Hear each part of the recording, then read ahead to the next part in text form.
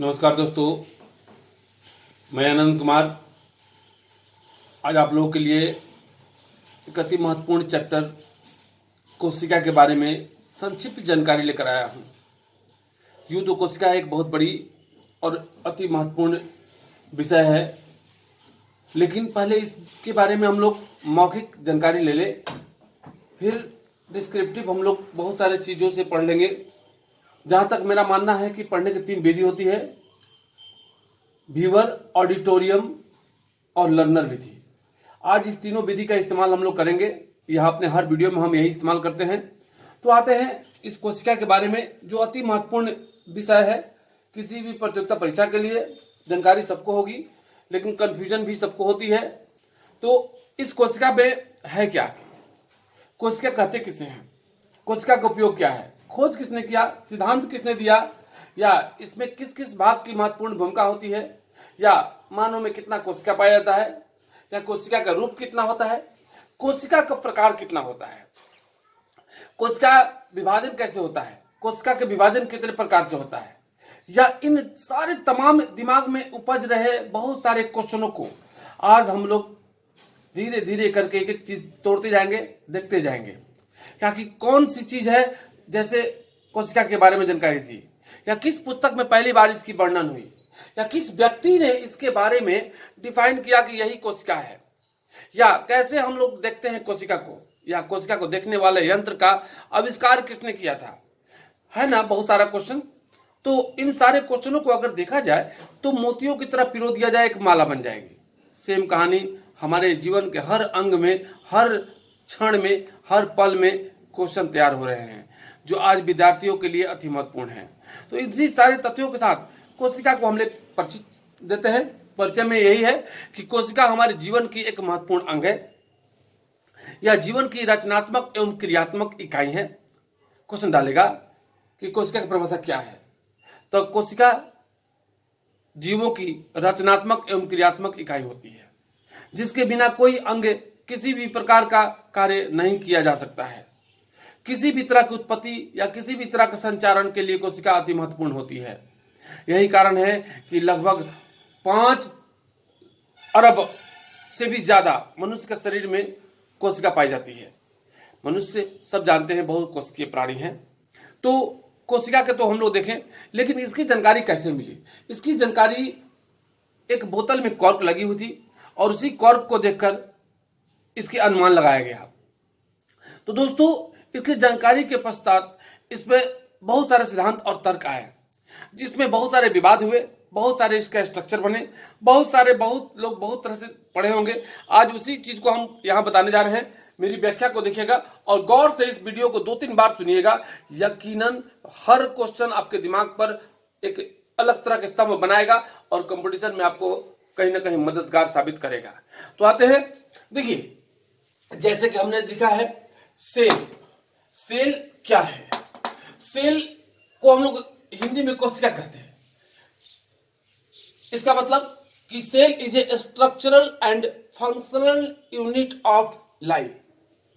जीवन की रचनात्मक एवं क्रियात्मक इकाई को कोशिका कहते हैं, यानी जिससे रचना हो और जिससे कोई भी क्रिया हो, और वो जो मौजूद तथ्य है उसको कोशिका कहते हैं। तो आते हैं, हम एक छोटे से बॉक्स में इस कोशिका को बनाने की कोशिश किए हैं। कोशिश कीजिए इस बॉक्स को कि और आप बेहतर ढंग से समझें। देखिए, जैसे कि पहले क्वेश्चन डालता है, जैसे आपको हमने बताया, मन में क्वेश्चन उठा क्या कि खोज किसने किया, तो इसका खोज किया था रॉबर्ट हुक ने 1665 में। क्वेश्चन डालता है कोशिका खोज कब हुआ? 1665 में। और इसकी जानकारी किससे लगाई गई? तो एक बोतल के कॉर्क से, एक कॉर्क लगा हुआ था जिसको परीक्षण किया गया, तो कुछ छोटे छोटे कण मौजूद मालूम चले और उसी कॉर्क से इसकी जानकारी मिली। तो इसकी पहला प्रकाशन किस पुस्तक में किया गया? तो रॉबर्ट हुक की ही एक पुस्तक थी, माइक्रोग्राफिया, और इसी माइक्रोग्राफिया में इसका पहला प्रकाशन हुआ था कोशिका का। तो फिर से समझिएगा, कोशिका की खोज रॉबर्ट हुक ने कब किया था? 1665 में। जानकारी कैसे निकली? तो कर्क के बोतल से, यानी बोतल में लगा हुआ कर्क से। और इसकी बनावट कैसी होती है? तो एक झिल्ली नुमा होता है, जिसमें बहुत सारे चीजों का मिश्रण होता है। और इस झिल्ली नुमा की आकार कैसा होता है? तो अलग अलग आकार का होते हैं, लेकिन यह होता है बनावट के रूप में अर्धपरागम्य झिल्ली के रूप में।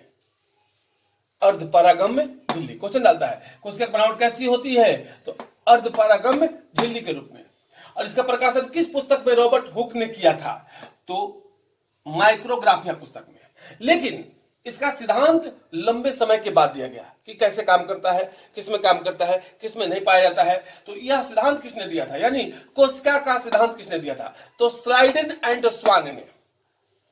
यह महत्वपूर्ण वैज्ञानिक थे जो 1838 में श्राइडन और स्वान ने कोशिका के सिद्धांत का परिचय दिया था। तो आते हैं कोशिका कितने रूप में होते हैं, तो कोशिका दो रूप में होते हैं। देखिए प्रकार अलग होता है, रूप अलग होता है। और ये रूप है एक कोशिकीय और बहुकोशिकीय। बहुकोशिकीय में पेड़ पौधे, जीव, मानव, पंछी, बहुत सारे लोग आ जाते हैं।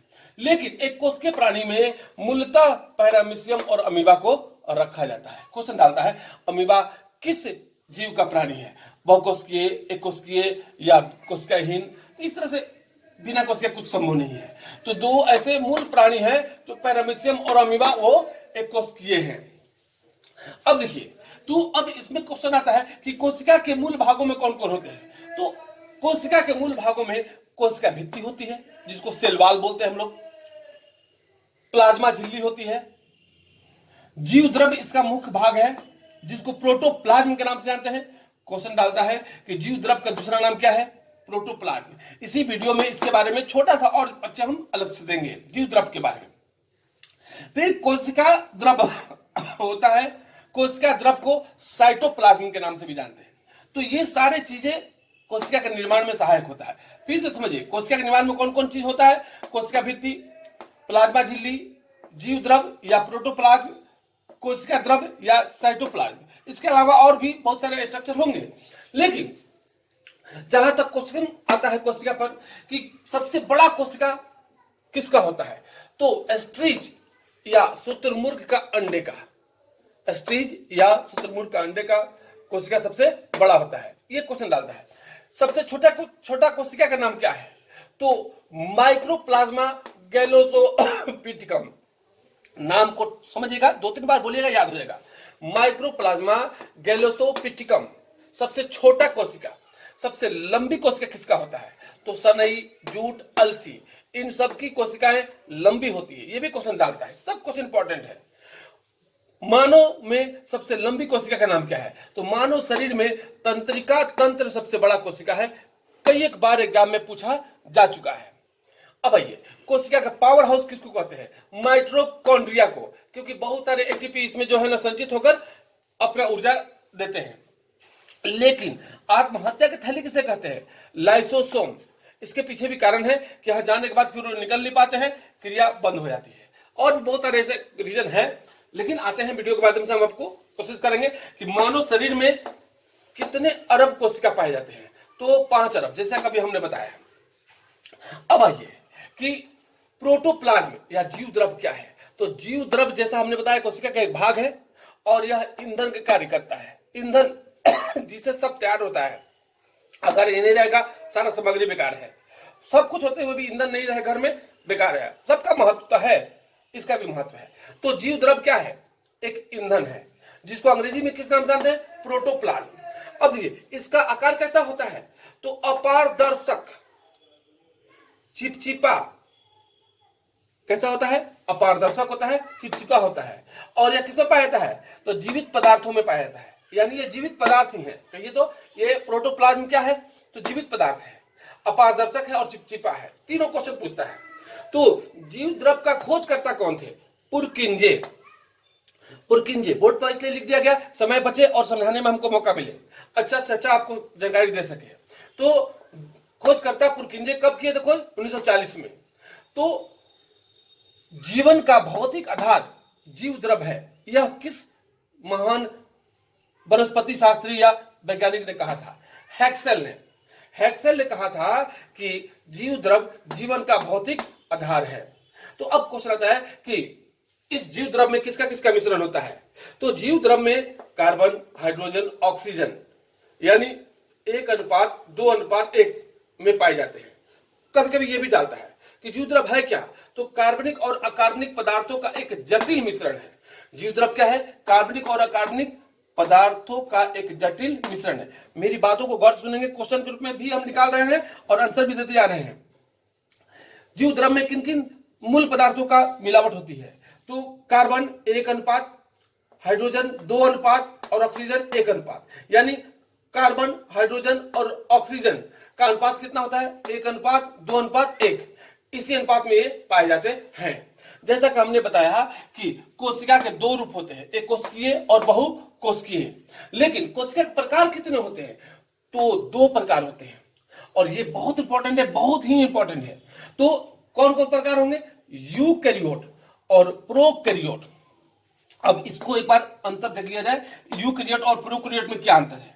तो देखिए, यूकैरियोट जीवाणु और नीलहरित शैवाल में पाया जाता है, लेकिन प्रोकैरियोट जंतु और पौधों में पाया जाता है। पहला अंतर कि जीवाणु और नीलहरित शैवाल में पाया जाता है, जंतु और पौधों में पाया जाता है।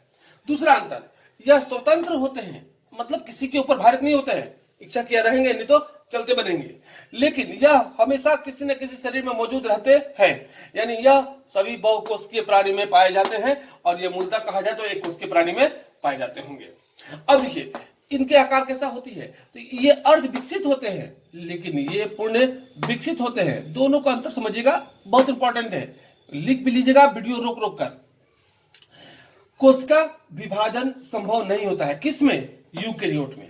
यूकैरियोट में कोशिका के विभाजन कितने बार होता है? तो संभव नहीं होता है। लेकिन प्रोकैरियोट में कोशिका कई भागों में बढ़ जाती है, जिसमें अलग भाग आप देखेंगे, माइटोसिस और मियोसिस।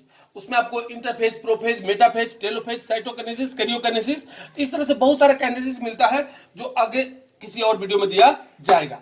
लेकिन interphase, prophase, metaphase, telophase, cytokinesis, karyokinesis, ये अलग अलग विभाजन होता है कोशिकाओं का। अब आते हैं कि यूकैरियोट में कोशिका झिल्ली स्पष्ट नहीं होती है और यह जो है ना श्वसन क्रिया करती है। लेकिन समझिएगा, क्वेश्चन आता है कि यूकैरियोट में श्वसन की क्रिया किससे होती है? तो श्वसन की क्रिया झिल्ली से होती है।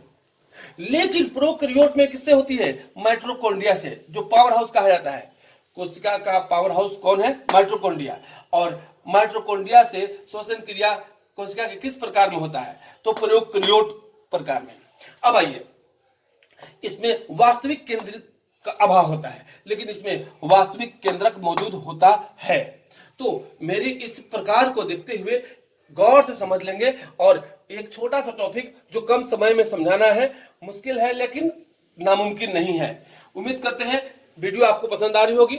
अगर मेरा वीडियो पसंद आ रहा है तो सफलता एजुकेशन बाय अनंत सर मेरे YouTube चैनल पर चल रहा है, आप उसको देखें, शेयर करें, लाइक करें और हमारी हौसला अफजाई करें, ताकि हम आपके लिए अच्छे अच्छे वीडियो और बनाकर डाल सके। धन्यवाद।